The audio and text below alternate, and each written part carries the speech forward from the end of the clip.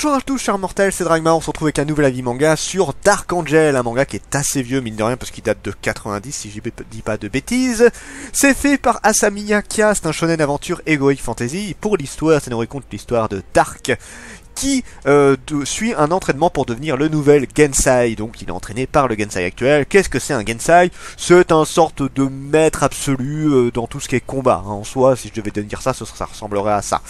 Et voilà, il s'entraîne depuis plusieurs années avec son maître. Et à un moment donné, le maître va se laisser totalement buter. Oui, je le dis parce que ça se passe dès le début en gros, hein, donc c'est pas un énorme spoil. Voilà, il va se laisser tuer par son disciple pour lui accorder le titre en gros, parce que normalement pour avoir le titre, soit il faut passer, être au-dessus du Gensai actuel ou avoir été désigné, ça dépend. Mais là du coup le Gensai actuel a fait en sorte que ce soit Dark qui devienne le nouveau Gensai. Et donc voilà, c'est un petit peu une promotion qui n'était pas prévue, en tout cas pas par Dark, pas comme ça, c'est clair et net.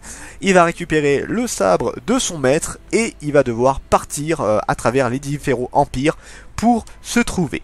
Ça c'est pour l'histoire de base. Maintenant pour mon avis sur le manga.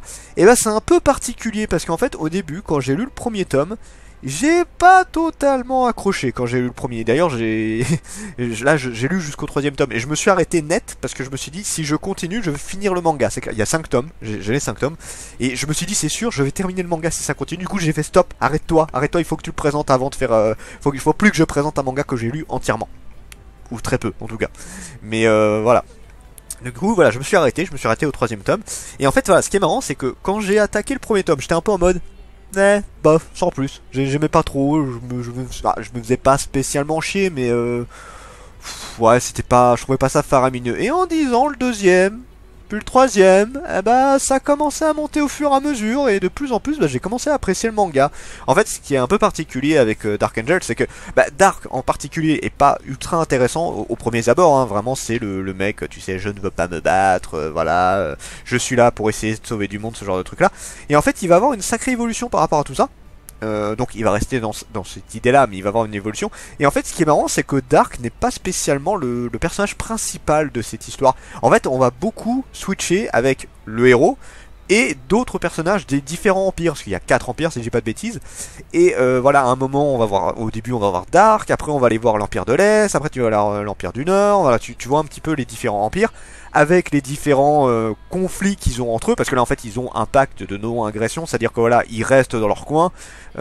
Si jamais quelqu'un traverse leurs frontières sans autorisation, ils ont le droit de dégommer la personne qui a traversé. Voilà, ça c'est dans les règles. Après bien évidemment par derrière c'est pas toujours le cas, hein. Il y a toujours des petits trucs qu'ils essayent de faire bien cachés. Mais justement en fait c'est vrai que dans le premier tome c'est pas trop abordé, c'est vraiment Dark qui arrive et c'est quasiment que du combat. Donc au début t'as pas trop l'occasion de te dire bon voilà tu vas avoir une grande aventure, c'est avec des trucs complexes et tout. Non là vraiment le premier était un peu basique. Et en lisant le 2 et le troisième je me dis putain mais il se passe beaucoup de choses, il y a quand même beaucoup de trucs différents, il y a beaucoup de personnages et je le redis hein, c'est pas Dark spécialement le héros, c'est le héros de l'histoire, mais c'est pas lui qu'on va suivre H24. D'ailleurs on le suit pas tant que ça je trouve, là dans le troisième tome on l'a revu, mais pendant genre presque une bonne partie du deuxième et du troisième tome, c'était pas eux qu'on suivait principalement, ça c'était pas lui, et du coup j'étais assez surpris, mais au final ça gêne pas trop, parce qu'en fait c'est un enchaînement d'événements qui est en rapport avec l'histoire de base, donc il n'y a aucun problème avec ça. Et en fait c'est ça qui est assez fascinant dans le manga, c'est à dire qu'on suit une trame narrative, mais c'est pas les mêmes personnages, et ça s'enchaîne extrêmement bien. En fait, ouais, j'étais plusieurs fois en train de me dire, on suit toujours la même histoire, mais j'ai complètement zappé que Dark c'était le héros là. En fait, t'as l'impression qu'il n'y a pas de héros dans ce manga là. Tu as une histoire. Voilà, tu as une histoire, et ça change un petit peu de ce qu'on a l'habitude de voir, tu sais, en mode, voilà, tu vas toujours suivre la même chose. Alors, c'est pas le cas dans tous les mangas, hein. Il y en a d'autres maintenant qu'on fait ça, mais là, il faut se rappeler qu'on est en 90, hein. C'est un manga qui a un peu préquel, enfin, qui a un petit peu innové le genre, j'ai envie de te dire, parce que de ce que j'ai vu, parce que t'as un gros speech par rapport à l'auteur, visiblement, il était connu pour un petit peu changer ce qu'on avait l'habitude de voir dans les mangas. Là pour le coup c'est le cas de le dire, hein. Même maintenant là en 2020, je suis désolé, c'est pas quelque chose de si fréquent, hein. Ça arrive d'avoir des mangas où le héros n'est pas forcément le personnage central de l'histoire, on ne le suit pas H24, où tu sais on va voir plusieurs trucs, c'est pas si régulier que ça, hein. C'est très rare je trouve ces derniers temps. Même avant, hein. En vrai il n'y en avait pas beaucoup, hein. En général t'as un héros et tu suis l'aventure. Après tu peux avoir plusieurs mini-histoires, mais c'est pas forcément relié, tu vois. Là, par contre, c'est vraiment tout est relié au même cheminement. Et c'est assez bien foutu là-dessus. J'ai vraiment rien à dire. Ça a été assez impressionnant. Je pense que je me serais arrêté au premier tome. Je vous aurais clairement dit, ouais, le manga me plaît pas, c'est pas terrible, il se passe pas grand-chose, à part du combat, ce qui était le cas dans le premier tome. Mais franchement, ouais, bonne surprise, bonne surprise. Je suis curieux de lire les 2 derniers tomes. Potentiel du manga, alors je le redis pour l'histoire, le gros point fort, c'est justement ce cheminement un petit peu particulier où on n'a pas de héros, principaux. C'est vraiment, on est en mode, voilà, on suit plusieurs personnes et on arrive à continuer jusqu'à notre chemin. C'est assez fascinant ce truc-là, je trouve ça très fascinant. Pour ce qui est du dessin, alors là, le dessin, rien à redire, c'est hallucinant.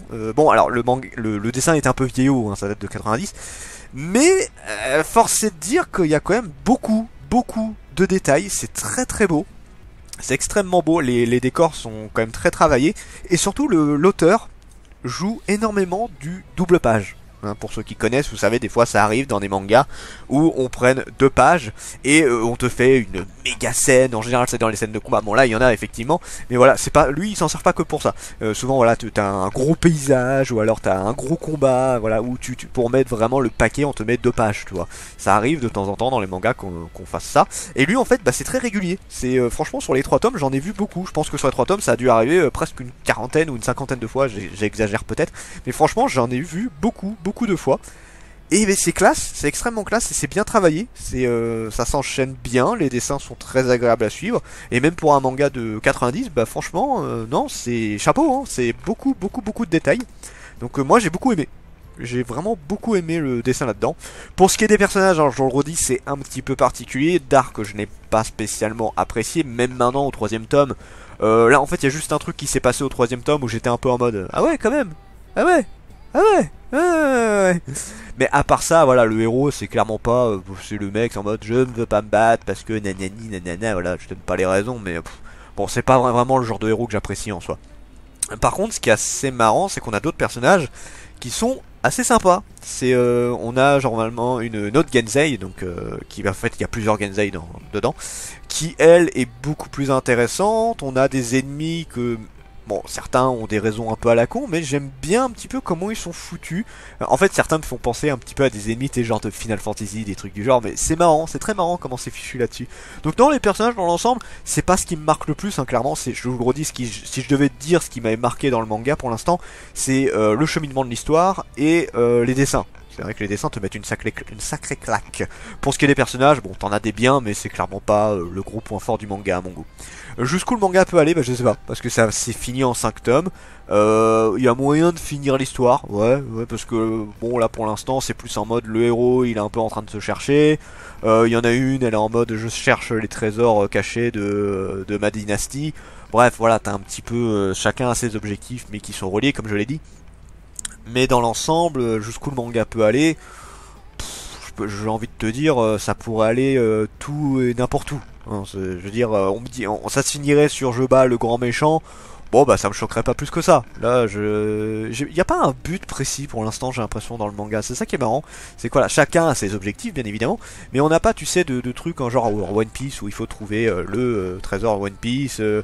Où tu prends Fly, Fly encore pareil, c'est battre le mal, ce genre de truc là. Bref, à chaque fois il y a un vrai objectif, j'ai envie de te dire. Là il y en a pas vraiment, je trouve. Voilà, c'est pas gênant, c'est pas très gênant. Moi je suis rentré très facilement dans le manga. Donc à qui je pourrais le conseiller ce manga là? Pas une nouvelle génération, j'ai envie de te dire. Je donnerais ça un petit peu aux puristes qui ont envie de découvrir certains vieux mangas.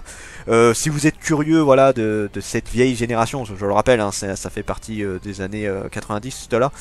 Ouais, regardez-le, ça vaut quand même un petit coup d'œil. Après, je le mets pas dans les mangas où qu'il faut avoir absolument. Je pense qu'il y en a bien d'autres qui sont bien plus intéressants, mais ça reste une très bonne découverte et clairement, je suis très content de l'avoir dans mes mangas. Je pense pas le relire vraiment un jour, mais en tout cas voilà, c'est pas une lecture que j'aurais détestée. Loin de là, loin de là. Voilà, en tout cas, c'était Dragmar et je vous dis à la prochaine, chers mortels.